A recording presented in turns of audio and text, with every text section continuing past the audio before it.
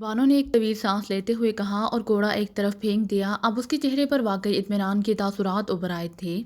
اچھا تو پھر سنو، سینٹرل انٹیلیجنس کا سپرنٹینڈنٹ فیاض میرا دوست ہے، میں اس کے لیے بطور فری لانسر کام کرتا ہوں۔ وہ خود تو بڑا کام چور ہے، بس مجھے ہی آگے لگائے رکھتا ہے۔ اسے اطلاع ملی ہے کہ جینی کولنز دراصل کوئی غیر ملکی ایجنٹ ہے اور کسی خاص مقصد کے لیے اس نے یہاں حویلی میں ڈیرا ڈالا ہے، اور یہ بھی اطلاع ہے کہ شاید وہ نواب صاحب اور تمہیں ختم کر کے تمہاری جگہ لینا چاہتے ہیں۔ یہ میجک شو وغیرہ سب ڈھونگ ہے، میں تمہیں بھی بچانا چاہتا ہوں اور ان کا مقصد بھی معلوم کرنا چاہتا ہوں، بس اتنی سی بات ہے۔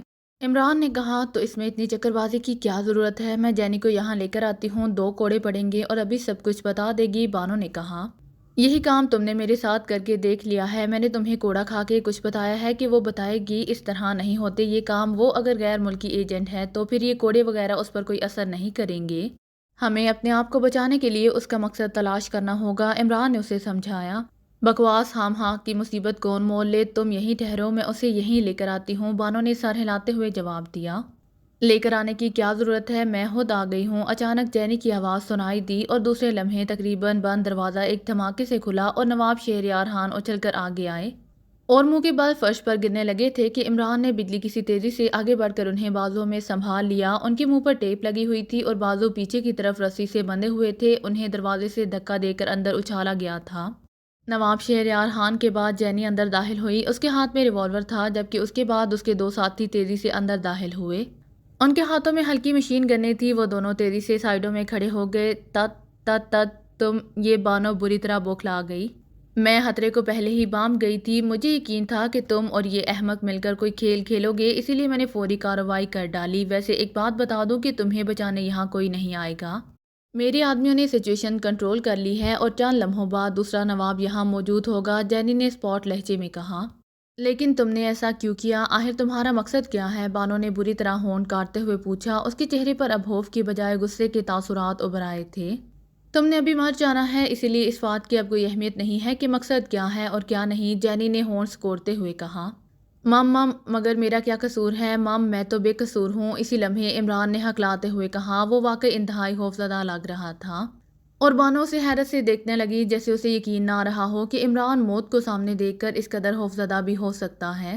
تمہارا قصور یہ ہے مسٹر کہ تم سر رحمان کے بیٹے ہو، مجھے پہلے تمہارے متعلق علم نہیں تھا، ورنہ میں سر رحمان کے قتل کا حکم صادر نہ کرتی۔ بہرحال وہ تو جو ہو چکا سو ہو چکا، اب تمہارے مل جانے سے ہمارے کئی مقاصد خود بخود حل ہو جائیں گے، جینی نے بڑے مطمئن لہجے میں کہا۔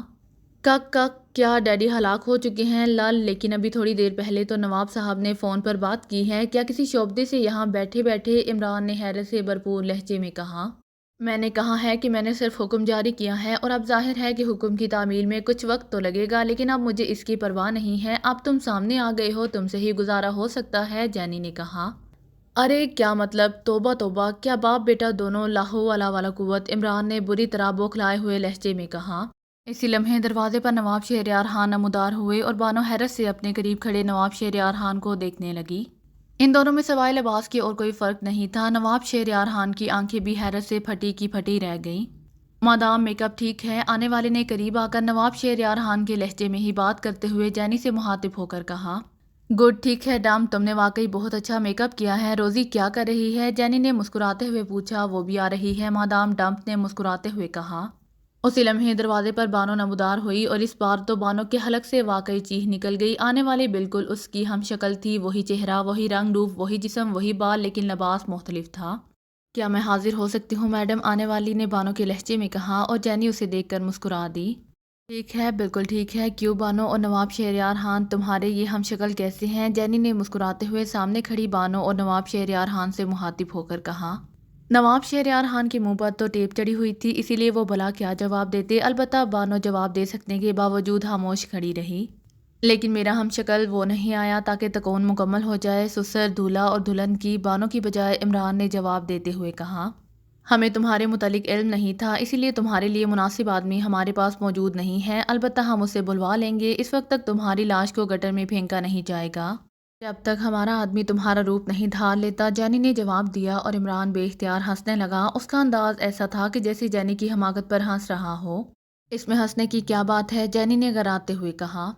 مجھے تمہاری عقل پر ہنسی آ رہی ہے، تم اسے شہر سمجھ رہی ہوگی کہ یہاں گٹر لائن ہوگی، یہ تو حویلی ہے، یہاں گٹر نہیں ہوتے، نالیاں ہوتی ہیں۔ عمران نے اسی طرح ہنستے ہوئے بڑے بچکانہ انداز میں جواب دیتے ہوئے کہا، تم واقعی ایک احمق آدمی ہو، مجھے آج ایک مقولہ سچ ثابت ہوتا دکھائی دے رہا ہے کہ زیادہ عقل مند باپ کی اولاد بے وقوف ہوتی ہے۔ سر عبد الرحمن یقیناً ضرورت سے زیادہ ہی عقل مند ہوں گے، اسی لیے تو وہ ڈائریکٹر جنرل انٹیلیجنس بن گئے ہیں، جینی نے منہ بناتے ہوئے کہا۔ اگر ماں باپ دونوں ہی احمق ہوں تو لازماً اولاد تم جیسی پیدا ہوگی۔ مادام جینی کولنز، تم ضرورت سے کچھ زیادہ ہی احمق اور ہوش فہم عورت ہو۔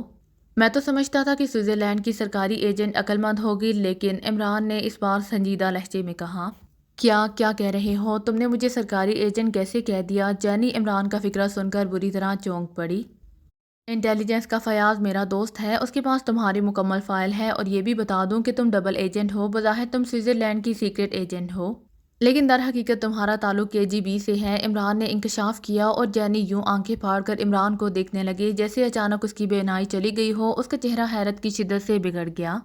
او تو میرا خیال غلط ہے، تم احمق نہیں ہو، جینی نے رک رک کر کہا۔ چلو شکر ہے، ایک محترمہ نے تو عقل مندی کا سرٹیفکیٹ دے ہی دیا۔ اچھا اب کیا پروگرام ہے؟ میری تو کھڑے کھڑے ٹانگیں بھی دکھنے لگی ہیں، کہیں چل کر بیٹھتے ہیں۔ عقل مندی اور حماقت پر اطمینان سے بحث کرتے رہیں گے، عمران نے بڑے بے نیازانہ لہجے میں کہا۔ تو مجھے تمہارے متعلق اپنا فوری فیصلہ بدلنا پڑے گا، ورنہ اس سے پہلے میرا ارادہ یہی تھا کہ تم تینوں کو گولیاں مار کر یہیں ہلاک کر دیا جائے گا، لیکن اب کم از کم تمہیں اس وقت تک زندہ رہنا ہوگا جب تک تم وہ سب کچھ نہ اگل دو جو تم میرے متعلق جانتے ہو، جینی نے کہا۔ واہ کیا فیصلے ہیں، ماشاءاللہ چشمے بدور، اتنی آسانی سے فیصلہ کر لیتی ہو تو اب تک کنواری کیوں پھر رہی ہو؟ عمران نے مضحکہ اڑانے کے انداز میں کہا۔ جیری ڈاگر، اچانک جینی نے چیختے ہوئے کہا۔ یس مادام، دروازے کی دونوں سائڈوں پر کھڑے مشین گن برداروں نے فوراً ہی جواب دیا۔ اس نواب اور بانوں کی کھوپڑیاں اڑا دو، جینی نے تیز لہجے میں کہا۔ یس مادام، ان دونوں نے جواب دیا، لیکن اس سے پہلے کہ وہ دونوں اپنی مشین گنیں سیدھی کرتے، بانو یکلہت اپنی جگہ سے اچھلی اور پھر جیسے بھوکھا عقاب کسی چڑیا پر ٹوٹتا ہے، اس طرح بانو پلک جھپکنے میں سامنے کھڑی جینی اور نکلی بانو سے ٹکرائی، اور دوسرے لمحے جینی ہوا میں اڑتی ہوئی ایک مشین گن بردار سے جا ٹکرائی، جبکہ بانو اسے اچھال کر خود وہیں نہیں رکی بلکہ بجلی کی سی تیزی سے وہ دوسرے مشین گن بردار سے ایک دھماکے سے جا ٹکرائی۔ نکلی بانو فرش پر سر کے بل گری تو دوبارہ نہ اٹھ سکی، وہ شاید سر پر چوٹ لگنے کی وجہ سے بے ہوش ہو گئی تھی، اسی لیے وہ بے حس و حرکت پڑی رہی۔ اسی لمحے ڈمپ نے تیزی سے جیب سے ریوالور نکالا ہی تھا کہ یکلہت عمران اپنی جگہ سے اچھلا اور اس کی فلائنگ کک پوری قوت سے ڈمپ کے سینے پر پڑنے کی بجائے ذرا سی ترچھی ہو کر اس کی پسلیوں پر پڑی، اور پھر جیسے کیرم بورڈ کا اسٹرائیکر ترچھا ہو کر کسی گور سے ٹکراتا ہے، اس طرح ڈمپ بھی ترچھا اڑتا ہوا جینی اور اس مشین گن بردار سے جا ٹکرایا، اور جینی جو ٹکرا کر گرتے ہی انتہائی تیز رفتاری سے مشین گن جپٹ کر سیدھی ہو رہی تھی۔ عمران کلا بازی کھا کر سیدھا ہوا اور دوسرے لمحے اس نے یکلہت چھلانگ لگائی اور عین اس جگہ جا رکا جہاں جینی کے ہاتھ سے مشین گن اچھل کر گری تھی، لیکن جینی اس کی توقع سے کہیں زیادہ ہوشیار ثابت ہوئی۔ جیسے ہی عمران نے جھک کر مشین گن اٹھانی چاہی، جینی نے یکلہت چھلانگ لگائی اور دوسرے لمحے وہ کھلے ہوئے دروازے سے باہر جا گری، اور جب تک عمران مشین گن اٹھا کر سیدھا ہوتا، جینی دروازے کے باہر پہنچ چکی تھی۔ ادھر بانو اور وہ آدمی ایک دوسرے سے بری طرح لپٹے ہوئے تھے، بانو اسے بری طرح پٹھانیاں دے رہی تھی، لیکن وہ شخص بھی کسی جونگ کی طرح اس سے چمٹا ہوا تھا۔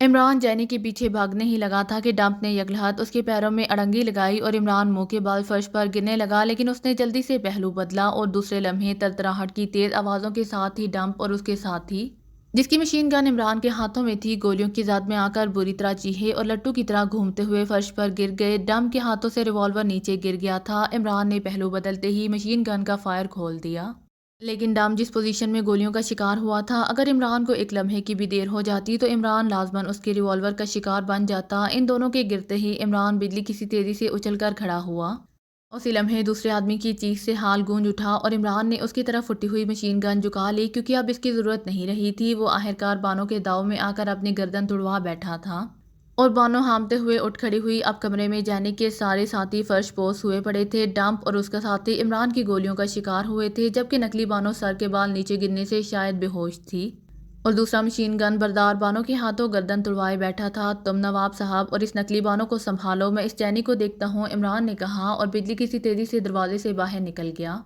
ہاں اب بتاؤ مسٹر براؤن کہ تم نے کس پارٹی کے کہنے پر سر رحمان کے قتل کا بیڑا اٹھایا ہے؟ جوانا نے براؤن سے مخاطب ہو کر کہا۔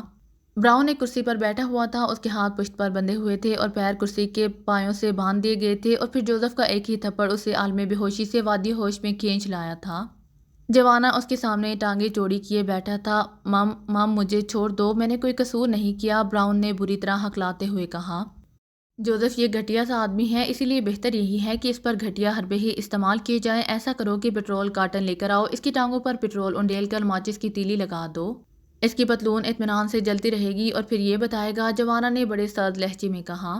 बिल्कुल ठीक है, अच्छा शुगल रहेगा, जोसेफ ने मुस्कुरा कर इस तरह सर हिलाते हुए कहा जैसे जवाना की ये तजवीज़ उसे बेहद पसंद आई हो।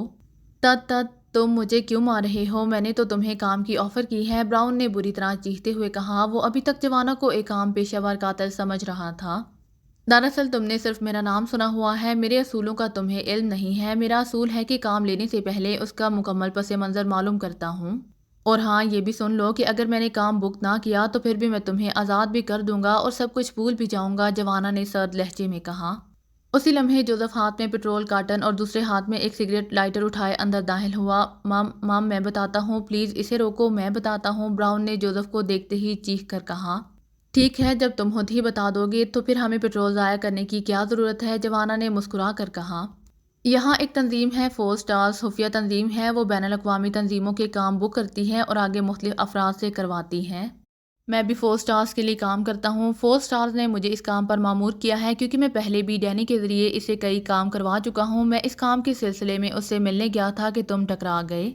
तुमने डैनी को बेकार कर दिया और फिर मैंने बतौर पेशावर कातिल तुम्हारी तारीफ़ें सुनी हुई थी, इसीलिए मैंने सोचा कि डैनी तो अब बेकार हो चुका है, इसीलिए तुमसे ये काम कराया जाए, ब्राउन ने तेज़ लहजे में कहा।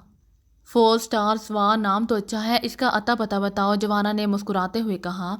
मुझे इसकी तफसील का इल्म नहीं है, बस इसका फ़ोन आता है, इसके बाद काम हो जाता है तो मेरे बैंक में रकम जमा हो जाती है, ब्राउन ने जवाब दिया। जोसेफ पेट्रोल ज़ाया करना ही पड़ेगा, जवाना ने जोसेफ की तरफ मुड़ते हुए कहा और जोसेफ दोबारा आगे बढ़ने लगा। रुक जाओ, मैं ठीक कह रहा हूँ, ब्राउन ने चीखते हुए कहा। 4 स्टार्स की तफसील, जवाना ने सर्द लहजे में कहा। स्टार क्लब का मालिक आर्थर उसका चीफ है, वो मेरा दोस्त है, हम यूरोप से इकट्ठे यहाँ आए थे, उसके पास लंबा माल था, उसने क्लब खोल लिया और 4 स्टार्स तंजीम बना ली, जबकि मुझे नौकरी करनी पड़ी, ब्राउन ने रो देने वाले लहजे में कहा। जोसेफ फ़ोन उठाकर स्टार क्लब के आर्थर का नंबर मिलाओ, मैं ज़रा तस्दीक कर लूँ, अगर इसकी बात गलत है तो फिर सिर्फ टांगे ही नहीं बल्कि इसके पूरे जिस्म पर पेट्रोल छिड़क कर आग लगा देना, मुझे झूठ से शदीद नफरत है, जवाना ने कहा। और जोसेफ ने पेट्रोल कार्टन वहीं रखा और एक साइड पर छोटी मेज़ पर पड़े हुए टेलीफोन की तरफ बढ़ गया। तुम उसे क्या कहोगे, वो बहुत चालाक है, तुम्हारी आवाज़ सुनते ही सब कुछ समझ जाएगा और फिर उसने कुछ नहीं बताना, ब्राउन ने रो देने वाले लहजे में कहा। मैं तुम्हारी बात कराऊंगा, अब ये तुम पर मुनहिसर है कि तुम इससे इस तरह की बात करो कि उसके जवाब से मेरा इत्मीनान हो जाए कि तुम वाकई सच बोल रहे हो, इसके बाद तुम आज़ाद हो जाओगे, जवाना ने मुस्कुराते हुए कहा। ठीक है, मेरी बात कराओ, ब्राउन ने कहा। उसी लम्हे जोसेफ टेलीफोन सेट उठाकर उसकी कुर्सी के करीब ले आया जिस पर ब्राउन बंधा हुआ था। उसका नंबर बताओ, जोसेफ ने करख्त लहजे में कहा और ब्राउन ने नंबर बता दिया। जोसेफ ने टेलीफोन सेट नीचे रखा और रिसीवर उठाकर ब्राउन के बताए हुए नंबर डायल करने शुरू कर दिए। जब दूसरी तरफ से घंटी की आवाज़ सुनाई दी तो जोसेफ ने टेलीफोन सेट के नीचे लगा हुआ एक सफ़ेद रंग का बटन दबाया और उठकर रिसीवर बंधे हुए ब्राउन के कान से लगा दिया। सफ़ेद बटन दबते ही टेलीफोन की घंटी आवाज़ कमरे में गूंजने लगी। टेलीफोन सेट में नस्ब लाउडर काम करने लगा। यह स्टार क्लब। चंद ही लम्हों बाद एक आवाज़ कमरे में गूंजी, आर्थर से बात कराओ, मैं ब्राउन बोल रहा हूँ, ब्राउन ने सख्त लहजे में कहा। ओ अच्छा, होल्ड ऑन करें, दूसरी तरफ से मोदबाना लहजे में कहा गया। Yes Arthur attending. चंद लम्हों बाद एक भारी आवाज़ सुनाई दी। आर्थर, मैं ब्राउन बोल रहा हूँ, ब्राउन ने होन काटते हुए जवाब दिया। ओ ब्राउन, तुम होटल से भी गायब हो, मुझे इत्तला मिली थी कि तुम डैनी के बार में गए थे जहाँ इस हबशी जवाना दी ग्रेट ने डैनी का बरकस निकाल दिया था, फिर तुम इसके पीछे गए लेकिन इसके बाद तुम्हारे मुतालिक कोई इत्तला नहीं है, आर्थर ने कहा। तो तुम मेरी निगरानी कराते रहे हो, ब्राउन ने करख्त लहजे में कहा। निगरानी की बात नहीं है, मैं 4 स्टार्स का कोई भी जब किसी के काम जिम्मे लगाता हूँ तो खुद भी हालात से आगाह रहता हूँ। बताओ काम की क्या पोजीशन है, आर्थर ने जवाब देते हुए कहा। काम जल्द हो जाएगा, मैंने बात कर ली है, ब्राउन ने जवाना की तरफ देखते हुए कहा। क्या बात कर ली है? काम मुझे जल्द चाहिए, काम वाली पार्टी के बार बार फ़ोन आ रहे हैं, अगर तुमसे काम नहीं होता तो किसी और के ज़िम्मे लगा दूँ, आर्थर ने इस बार करख्त लहजे में कहा। कह जो दिया है कि काम हो जाएगा, ब्राउन ने कहा और इसी लम्हे जवाना के इशारे पर जोसेफ ने क्रैडल दबाकर राब्ता ख़त्म कर दिया। गुड, तुमने वाकई सच बोला है, इस तरह तुमने अपनी जान बचा ली है। इस आर्थर का दफ्तर इसी क्लब के अंदर है, जवाना ने कहा। हाँ, क्लब की ऊपर वाली मंजिल पर है, ब्राउन ने सर हिलाते हुए कहा। जोसेफ, तुम इसका ख्याल रखना, मैं अभी आया, जवाना ने जोसेफ से मुखातिब होकर कहा। میں ذرا اس آرتھر سے دو دو ہاتھ کر لوں، باقی پس منظر وہ خود بتائے گا، جوانا نے کہا اور تیز تیز قدم اٹھاتا دروازے سے باہر نکل آیا۔ چند لمحوں بعد اس کی پلے موتھ آر سلنڈر کار گراتی ہوئی سڑکوں پر قیامت کی رفتار سے دوڑی چلی جا رہی تھی۔ کار کا رخ اسٹار کلب کی طرف تھا۔ تھوڑی دیر بعد جوانا نے اسٹار کلب کا بورڈ دیکھتے ہی کار کو بریک لگائی اور پھر اسے گیٹ کے سامنے روک کر وہ نیچے اترا اور تیز تیز قدم اٹھاتا ہوا کلب کے اندر داخل ہو گیا۔ کلب بالکل خالی پڑا ہوا تھا کیونکہ ابھی ممبروں کے آنے کا وقت نہیں ہوا تھا، البتہ کاؤنٹر کے پیچھے ایک گنجا آدمی بیٹھا ہوا تھا۔ ایک گنڈا نما بہرا حال کا فرش دھونے میں مصروف تھا۔ جوانا تیز تیز قدم اٹھاتا کاؤنٹر کی طرف بڑھ گیا۔ گنجا حیرت سے اسے دیکھ رہا تھا۔ آرتھر اوپر ہے؟ جوانا نے کاؤنٹر کے قریب پہنچتے ہی تیز لہجے میں کہا۔ ہاں اوپر ہے، کیوں؟ گنجے نے سوالیہ لہجے میں پوچھا۔ اس سے ایک ضروری کام ہے، جوانا نے کہا اور تیزی سے سائیڈ میں موجود سیڑھیوں کی طرف لپکا، لیکن دوسری سیڑھی پر قدم رکھتے ہی وہ بجلی کسی تیزی سے مڑا اور دوسرے لمحے ایک زوردار دھماکہ ہوا۔ اس کے ساتھ ہی کاؤنٹر پر رکھے ٹیلی فون پر جھکا ہوا پہلوان چیخ کر پیچھے کی طرف الٹ گیا۔ گولی اس کی گردن میں سوراخ کر گئی تھی۔ ہال کا فرش صاف کرنے والا گنڈا نما بہرا گولی کی آواز اور کاؤنٹر مین کی چیخ سن کر جیسے ہی اچھل کر کھڑا ہوا، جوانا نے دوسری بار ٹریگر دبا دیا اور دوسرے لمحے وہ بہرا بھی چیختا ہوا نیچے فرش پر جا گرا اور بری طرح ہاتھ پیر مارنے لگا۔ جوانا نے ریوالور دوبارہ جیب میں رکھا اور دو دو سیڑھیاں بیک قدم پھلانگتا ہوا اوپر چڑھتا چلا گیا۔ اوپر ایک تنگ سی راہداری تھی جس کے آخری سرے پر ایک دروازہ تھا۔ جوانا تیز تیز قدم اٹھاتا راہداری سے گزر کر دروازے پر پہنچا اور پھر اس نے پوری قوت سے بند دروازے پر لات ماری اور دروازہ ایک خوفناک دھماکے سے کھل گیا اور جوانا اچھل کر اندر داخل ہوا۔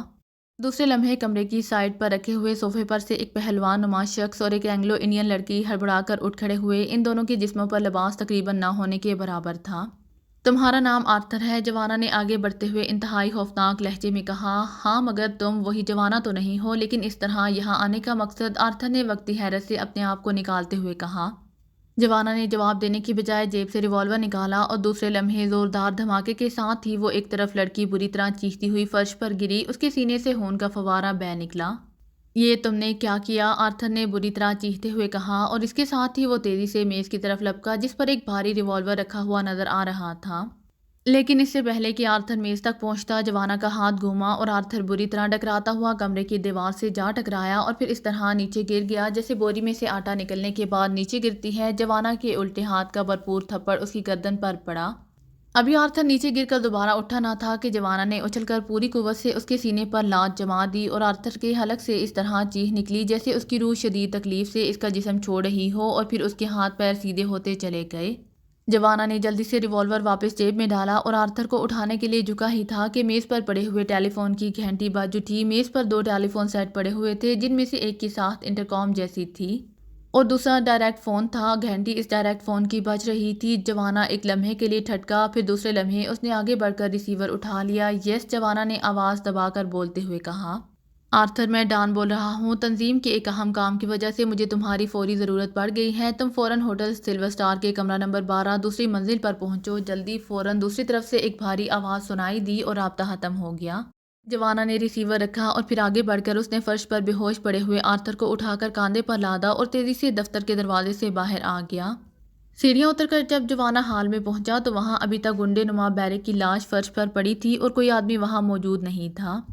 البتہ اسے گنجے کاؤنٹر مین کے جسم کا کچھ حصہ کاؤنٹر کی دوسری طرف پڑا ہوا دکھائی دے رہا تھا۔ فون کا ریسیور غائب تھا، وہ شاید ابھی تک اس کاؤنٹر مین کی لاش کے ہاتھ میں تھا اور یہ اتفاق تھا کہ اس دوران اور کوئی شخص کلب میں نہیں آیا تھا۔ جوانا تیزی سے باہر آیا، اس نے اپنی کار کا پچھلا دروازہ کھولا اور آرتھر کو پچھلی سیٹوں کے درمیان دھکیل کر وہ کار میں بیٹھا۔ دوسرے لمحے اس کی کار کے ٹائر چیختے ہوئے آگے بڑھے اور پھر جوانا نے ایک شارپ موڑ کاٹا اور اس کی کار ہوا ہو گئی۔ وہ انتہائی سپیڈ پر کار دوڑاتا ہوا تھوڑی دیر بعد رانا ہاؤس کے گیٹ پر پہنچ گیا۔ مخصوص انداز میں 3 بار ہارن بجاتے ہی پھاٹک کھل گیا اور جوانا کار اندر لیتا چلا گیا۔ پھاٹک جوزف نے کھولا تھا۔ کیا پوزیشن ہے اس براؤن کی؟ جوانا نے کار سے نیچے اترتے ہوئے جوزف سے پوچھا جو پھاٹک بند کر کے واپس آ چکا تھا۔ ٹھیک ہے، جوزف نے سر ہلاتے ہوئے جواب دیا اور پھر کار کا پچھلا دروازہ کھول کر اس نے سیٹوں کے درمیان پڑے ہوئے بے ہوش آرتھر کو ٹانگ سے پکڑ کر ایک زوردار جھٹکے سے باہر گھسیٹ لیا۔